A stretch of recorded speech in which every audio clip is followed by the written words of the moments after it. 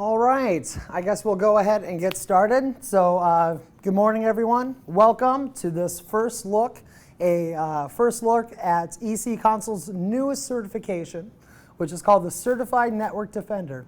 So this certification was just released a few weeks ago, so it's brand new. And it is my pleasure, representing Dynamic Worldwide Training, my name is Devin Adams, to actually just give you this very brief, but hopefully enough to grab your attention, introduction of what the C&D actually is. So I'm pretty excited for that. My name is Devin Adams. I am an instructor here at Dynamic Worldwide Training. So I have certifications in CompTIA Security Plus, and I also teach some vendor-specific security classes, some Fortinet courses, and also some Microsoft courses. Now, I apologize ahead of time because my throat's kind of giving out. I'm fighting a chest infection, so I apologize if I sound bad. Unfortunately, no matter how good our firewall policies are, they do not guard against actual viruses. Anyways, but let's go ahead and see what we're going to talk about today. All right, so we're going to cover the need for security training. Yes, as more and more data goes online, the more and more there is to lose if something happens, if someone gets compromised. Also, for those who might not know who EC Counsel is, I'm going to briefly introduce them. And also, what is the Certified Network Defender? How does that actually fall into place with the other certifications offered from EC Counsel? And what is the curriculum? What is its domains, its learning domains that it entails? Also, you're going to see that the C&D is very heavily geared towards hands-on labs, which is wonderful. And this is to build skills. So we're going to briefly take a look at some examples of the labs that you might experience when you take the curriculum. And also the C&D course, what actually signing up for a course here at Dynamic would entail. And what does the exam details look like to actually take the certification? Because it is a certification which requires testing. So, all right, the need for security training. So I think it is safe to say that we have a pretty heavy reliance on information systems. So everything from our customer databases to our financial records, even our personal identifiable information is all being stored now online. And also, there's this continuing data boom. The actual information content that we're collecting and storing digitally is going up tremendously as we move away from traditional pen and paper, going to our paperless offices. So with that being said, our attack surface is forever growing. So we have more to actually lose if we ever become a victim of cybersecurity crime. So also, the attacks that are being implemented in our information systems are continuing to advance. So the viruses, as we up the antes, these malicious users, these attackers, are also upping their tools. And these are just some brief examples of a few that you might see. For example, there's the crypto locker, also known as ransomware. This is where they take advantage of that asymmetrical encryption where they'll find some way into your system, either it being like from a malicious email or a backdoor or a Trojan, and then they slowly start encrypting your data. They give you one key and they say, hey, if you want the other key to unlock it, you're going to have to pay us money. And it surprises me that I hear in the news all the time about organizations giving in and paying these criminals, and that's what they are, they're criminals, because it's reinforcing that behavior. We should not be doing that. That's why we had data backup and data recovery plans. Anyways, there's also this idea of advanced persistent threats. So in the next slide, we're going to see all the hundreds of millions of accounts that were compromised over the last few years. And a lot of these, you'll see that the attack happened well before it was ever discovered that the attack was going on. So the whole idea behind an advanced persistent threat is a very high, sophisticated way to infiltrate an organization and slowly start collecting data silently over the years. So very damaging, as you'll see in the coming up slides. Also, more and more of our work is being pushed to the web. More of our transactions and life in general is being pushed to the web. Social media, to web-based applications, so on and so forth. So there's these web-based attacks now that are becoming extremely popular that takes advantage of the trust built into a browser and the web server. Cross-site forgery attacks, cross-site scripting attacks. There's also drive-by downloads that you can get affected by just visiting a page. So we need to know how to protect against those. And also there's this idea of a botnet army. I know it sounds a little romantic, but the bottom line, the C&C stands for, by the way, control and command. So you can actually have someone outside of your organization sending commands to your internal resources to either steal data, participate in a distributed denial of service attack, or whatever. So a lot of times these are also connected with the advanced persistent threats to cause a lot of damage. So bottom line, the game that's being played is forever advancing. Security is not a stale thing. It has to be constantly researched, evaluated, and stayed on top of our toes. Also, everyone talks about, hey, get these certifications, get a good job, so on and so forth. But it's interesting to know about the millions of people that are already a part of the IT infrastructure, the people that are already working with our information systems that are not properly trained in security. Security is a weak link perspective. In other words, our security is only as strong as our weakest link in the chain. So if you have all of these great devices put into place to secure your network, and you have a few people that are not properly trained, that do weak passwords or get lazy, I hate to say it, you can bring down the whole entire system. So, for example, let's take a look at some of the recent attacks. I'm going to get a drink here. So,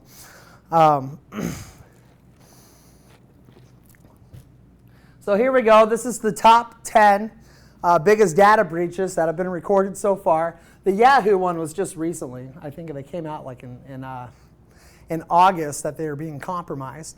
And these are records in the millions, 500 million records stolen. By the way, if you have a Yahoo account from the last couple of years, because by the way, I keep saying by the way, I apologize. This attack started in 2014. They just discovered it here in 2016 and brought it to light. Change your password. That's what I'm pretty much saying. So these numbers might be staggering, but to me, what's really staggering is the name of the institutions that it happened with. Yahoo, MySpace, the US Voter Database, Adobe, eBay, Heartland Payments, LinkedIn, GTA Max, AOL. By the way, the VK.com is a Russian online social media site. These are players in the game that you would expect would have the resource and the time and the talent to secure their network. And if they are vulnerable to attacks, then our organizations are definitely vulnerable for attacks. So just something to keep in mind. Honestly, all it takes is some bad best practices or just an improperly trained set of staff or an improperly configured device to bring down the whole entire network. All right, so who is EC Console? So EC Console, their full name, by the way, is the International Council of E-Commerce Consultants. Just EC Console is what they're known by. And they are a members-based, vendor-neutral organization. And they solely exist, right, to build certifications and standards for cybersecurity and e-business best practices. With that being said, because they specialize in just that focus, they are the largest cybersecurity technical certification body on the planet. So, and this is really important too, they are vendor neutral. So instead of having like a bias towards a certain product, they are going to go out, have the research and all the tools and the resources to find out what is the best for everyone overall, not just, oh, we have to do this product, oh, we have to do this policy, so on and so forth. They are the most well known for, probably, in my opinion at least, the Certified Ethical Hacker. So if you've not heard of EC Console, there's a good idea that you've heard of the Certified Ethical Hacker certification, and that's where you actually learn the other side of the fence, where you can actually get into the shoes of an attacker to learn how they operate, and then take that knowledge to go ahead and either license out your services as an IT secure professional or be a part of a security team. So here's some other certifications that EC Console offers. obviously specializing, going from the top down. They have ones for end users, and it slowly builds up with its level of credentials, right? So the Certified Network Defender, which I'll introduce here in just a moment, is right below Ethical Hacker. Because in all honesty, not all of us need to be ethical hackers. And EC Console saw the need for this. They saw that not everyone needs to learn how to do advanced penetration testing or so on and so forth, but everyone should at least be able to have not just the knowledge, but the skill set to combat, take a defensive approach instead of an offensive approach to network security. And that's exactly why, this exists. So why C&D? So it is my humble opinion that this exists, after everything that I've read, to fill the security skills gap, not knowledge gap, skills gap in the IT departments. So you hear all the time from vendors, from employers, from organizations. They want people certified, that's the knowledge part, but they also want people to be able to come into an institution and start doing. In other words, take an active approach to security instead of just having this whole mantra of best practices, right? So that's why they did the C&D. That's what they brought to the table. Who are they targeting? Anyone involved in network operations. So if you touch the network, you qualify to take the C&D. Now the reason why they say network operations is because there is some idea that you have some basic understanding of how network operations begin. Once again, if I come back to this slide, right? It's farther down on the spectrum here, right? They expect you to be at least some kind of IT networking professional. So anyways, their goal, also all the way up to security professionals, because there's always something that we can fill in our gap knowledge from. Maybe you're really good at configuring firewalls. Maybe you're really good at configuring all the edge equipment. What about the stuff that happens internally, like our host machines or our physical security even, right? So I'm going to read this goal verbatim because I think it does a really good job describing the actual reason for the C&D. It's to gain detailed understanding and hands-on ability to function in real-life situations involving network defense. So not only do you get comprehensive knowledge about the best practices, about what should happen, there's these labs that are built in such a way that gives you skills that you can take to the table, which I think is wonderful. And with that being said, also, the curriculum. So what EC Console did is you can tell that they spent quite a bit of time developing the actual material that went into this course. And so what they did is that they went out and talked to subject matter experts. They went out and talked to consultants, vendors, academic channels, you name it, and said, hey, what is the best way to secure your network? They went out to institutions or to organizations that were doing security right, and they did job task analysis to figure out how they were doing it right. So they spent all this time and efforts to build this comprehensive curriculum. And you know what? It was pretty comprehensive. 14 domains. There's 14 different parts that they feel that a C&D needs to be fully qualified in order to hold that title. And also there's this perspective. There's almost this mantra to protect, detect, and respond to network attacks. So this is how the domains are kind of broken up. How do we protect? How do we detect? And then how do we respond when something happens? So with that being said, let's go ahead and take a look at the materials. Let me go ahead and grab a drink. Sorry, guys. So here are the learning domains. Now I'm going to give you links a little bit later on that you can go and download the 26-page paper that actually has the subdomains, the subtopics that gets covered underneath each domain here. So it is extremely comprehensive. Coming from someone that teaches like CompTIA, I was impressed about the level of detail that they went into when they were developing this course. So let's go ahead and just take a little brief look on all 14 of them. We're not going to go too deep into detail. I'm not going to read all 26 pages to you.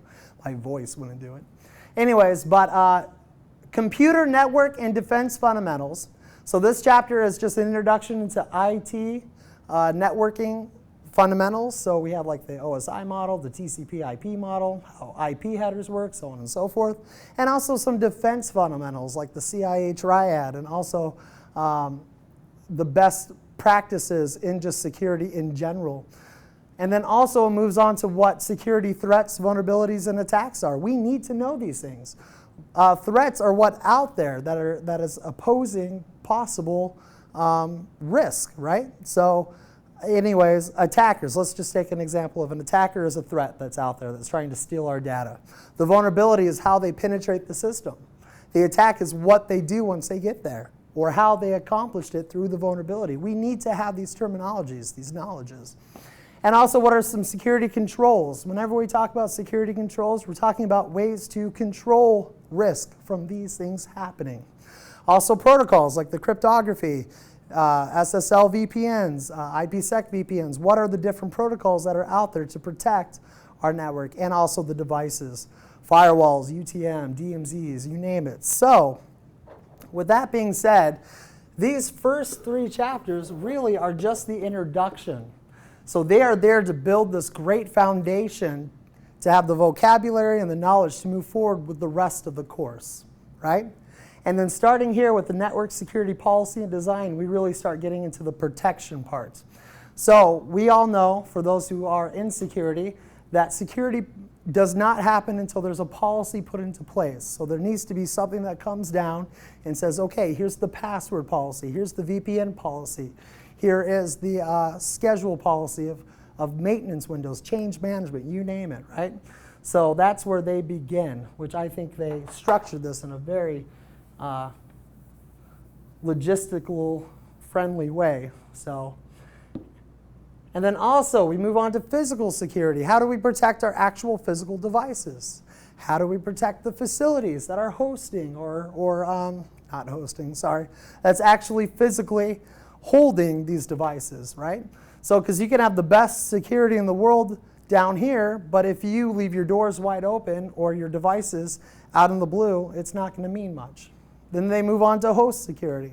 Host security is protecting our actual end devices from our actual user to our servers, right? And then firewall configuration and management. How do we properly guard our network on the edge of our network, or maybe even in between departments? And then they move on to a little secure IDS configuration and management. So they say IDS there. They also talk about IPS. What is this? Intrusion detection systems, intrusion prevention systems. How do we keep baddies out that it's behavioral based instead of antivirus, right? Which is malicious code. Also, we need to focus on what's happening internally. There's so much focus that always keeping the baddies out, right? Keeping the bad guys out. There is just enough need, or even more so, to keep an eye on the people who are on this side of the firewall. So they give you the skills on how to accomplish that. Also, now that we have the internet that connects just about anything, no longer do we have to lease lines from the telco company, right? We can build these virtual private networks, which pretty much combine any branch offices to our headquarters using these secure tunnels through the insecure internet. Well, guess what? If you're not properly managing those and configuring those, you're leaving your data wide open in transit to any baddie that knows the proper way to compromise it. All right? And then wireless network defense. So there is this idea nowadays that is almost an expectation for us to offer wireless services on premise. And that's fine. I mean, just you don't have to lay wire. You can connect automatically. You can have your portable devices. But it opens up a Pandora's box of the amount of different attacks that are out there. Because why? Your network is modulated through walls out in the streets. We need to know how to properly put access points in the proper place. We need to be able to do on-site surveys. We need to be able to protect our network using secure protocols, right? So there's a whole chapter on that. So from this point on, we've talked about protecting, right? So now we come down here to the detection. So in the next two chapters, network traffic monitoring analysis.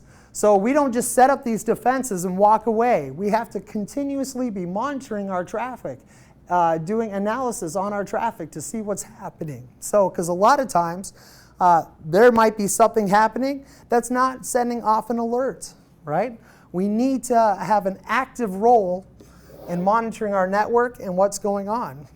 And also, we don't just put up a defense and walk away. We have to continually be assessing for risk and vulnerability, and that's what they mean by management. Security is an ongoing cycle. It never stops. We put up a control, we test them, we maybe have an attack or something, we do a lessons learned, we change those risks, change those different controls, and try again. Try to find different vulnerabilities. So there's a dedicated chapter on just doing that, which I think is wonderful. And then the very, very last part is this respond. Because I don't care how many layers of defense that you put up in your network, unfortunately, it's just a rule that you are going to have incidences. So what is at the heart of all of our information systems is data. I am still surprised to this day how many people will come through one of my courses and their organization does not have a proper way to back up and recover their data in case of loss. And this is evident whenever you read on the news about someone being a victim of CryptoLocker or some kind of cryptography malicious software, and they paid the baddies. Why? Because they weren't able to recover their data properly, so they had no choice. That is unacceptable. Unacceptable. So they go into everything from on-site, off-site, protecting your data at rest, so on and so forth here, and how to also recover it in a timely manner. So, and then also when network responses happen, stress is high. And also people have a tendency to kind of not know what to do. If anyone's ever been in a stressful situation where things go down, there's an attack, there's some kind of disaster, right? We need to be able to respond in a timely manner, and also in an organized way. So not only do we put up the defenses and we detect, we also need to make sure that our IT team is a well-oiled machine that can respond to instances, keep track of instances from start all the way to lessons learned, okay? So, and those are the 14 domains. As you can see, they're awfully comprehensive. So C&D did a wonderful job, and you can take this from someone who's actually in the middle of the course, really covering almost every aspect that you could want from this kind of level of certification. But learning is not the full picture. They built the C&D with the ideology of the person getting certified will bring practical skills to the table. So each module, with the exception of physical security, because we can't virtualize a locked door, we can definitely talk about it. Anyways, comes with hands-on labs to reinforce each of these principles. So not only do you get, hey, this is the best practice, here's situations and tools that you can do it. So these lessons were developed by job task analysis, and they're also built around the cybersecurity educational framework from NICE. That is not a James Bond fictional government agency. That is the National Incentive Cyberware Education Initiative, Cybersecurity Education Framework. In other words, NICE is a collaboration between the private sector and also government officials or government institutions, and also academia to work together to build a standard for education of cybersecurity. So they meet and comply to that standard. So Department of Defense regulations and those kind of standards, those accrediting bodies are being followed, which is impressive. In other words, they didn't just slap it together. They really went out of their way to make sure that these labs are what are being expected from employers and also from other IT security needs when they actually get certified and come to the table. Also, these labs are built with open source and free trial tools, right? Combined with detailed instructions, so they can actually take these tools with them and practice over and over again until they become second nature. Because just like anything in life, we don't just do once, We have to do it over and over and over again to get that repetition, to build it within our, just in our fundamentals. So here's some examples of the labs. Now these are not all of the labs. I just kind of pulled an example from each module just to give you an idea of what kind of hands-on skills that they're reinforcing here. For example, troubleshooting using Windows command line utilities. Yes, I've seen a lot of people be able to ping and trace route all day long, but they've never used like the NSLOOKUP command to resolve DNS names, or also the netuse commands that are found in the Windows utility lines. Wireshark, how to use Wireshark to analyze network traffic. I cannot think of a better tool as a packet sniffer and protocol analyzer to evaluate what's going on all different layers of the OSI model.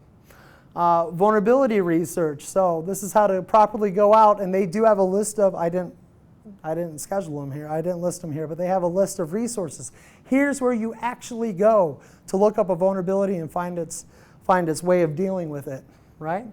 How do we secure email using pretty good privacy? So how do we keep our communication between our emails secure? How do we implement policies using Group Policy Management Console? So if there is a Windows environment, there's a good chance that we're using Active Directory services. Why not be able to drop something like a password complexity policy so people are at least changing their passwords and keeping them secure? Also, how do we do security checks using Buck Security on Linux devices? I put this one here just to show you it is vendor neutral. They are going to hit on Windows, Linux, OS X when it's appropriate. Also, how do we configure the Windows firewall rules? What does it actually mean to get in there and write rules that are inbound and outbound? Snort IDS, which is an open source IPS IDS system. We're going to configure and utilize that.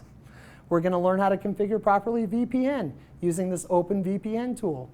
How do we configure our routers? This chapter, even though there's not a particular tool because it's going to be a vendor, it acts as an extremely comprehensive checklist on, hey, these are the things you have to go in there, look for, and make sure they're secure. I was really impressed, by the way, because I was like, oh, I know how to do that.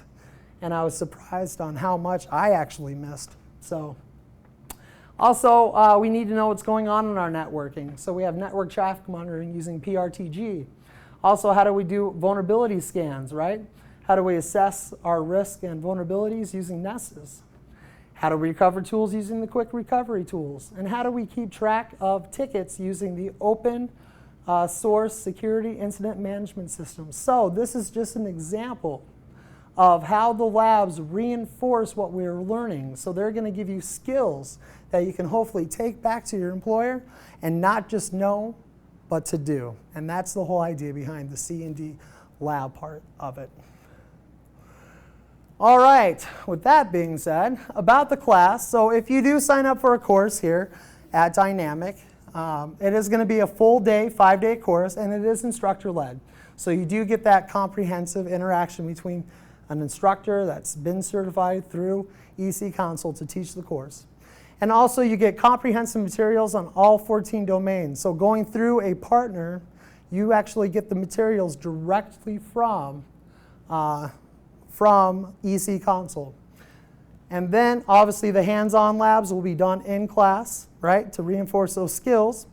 And there tries to be a ratio of 50% learning, in other words, talking, and actual 50% of doing the labs. So there's way more practicality of doing the skills part right there in the class itself.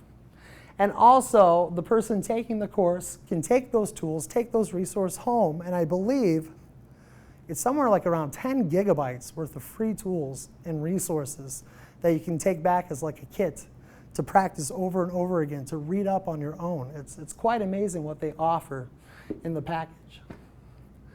Now, the exam information itself, its official code is the 31238. So that's the official C&D exam code. Its format is that it's interactive multiple choice questions. So it's going to be multiple choice. There is 100 questions.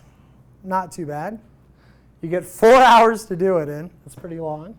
And it's available through the EC Console exam portal.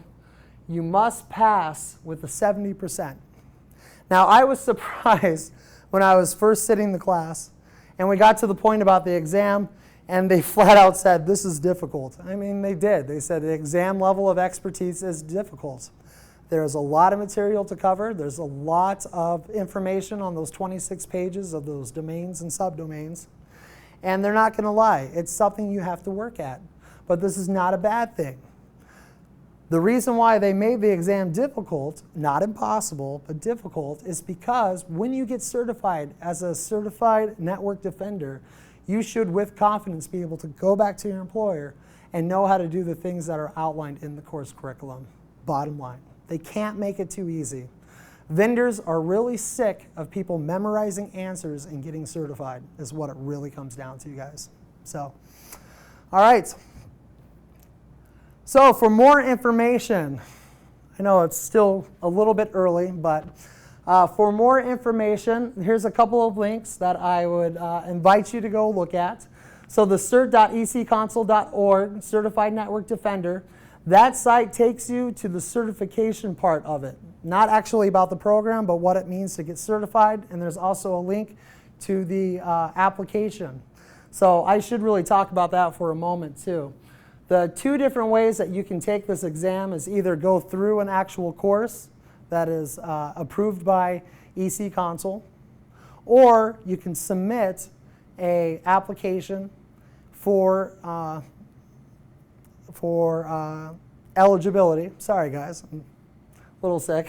An eligibility application which has a fee of, I believe, $100, and the exam itself costs like $500 if you want to go outside of EC Console's official way. So that's what this will take you to, is that link for the eligibility application that you filled out. I filled out one even though I was enrolled in the course. I got a response back within one day. They're pretty good. This one down here though, the www.ecconsole.org program, Certified Network Defender. And by the way, if you just go to this main website, there's a little pull down list that says CERT, and you can find the C&D there.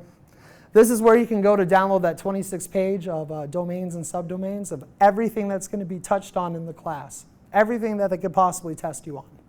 All right. Also, there's a nice brochure with some facts and statistics about the amount of detail and time and efforts that went into developing this program. And also, don't forget to check out our list of EC Console classes that are represented here at Dynamic Worldwide, including the C&D, which is going to be offered in the first week of December. I think it's December 5th through December 9th. So I'd like to thank you, and let me actually write that right here on the board.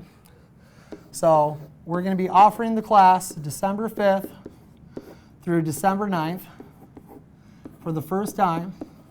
And for those that signed up for this webinar, if you participate in that class, we are offering a 40% off of this class, which to me is worth its weight in gold. That's a huge value saving opportunity to take advantage of. And if you have any questions for myself or any of the instructors regarding the curriculum, or you want to talk to a sales representative, obviously you can do your follow-up questions to sales@dwwtc.com.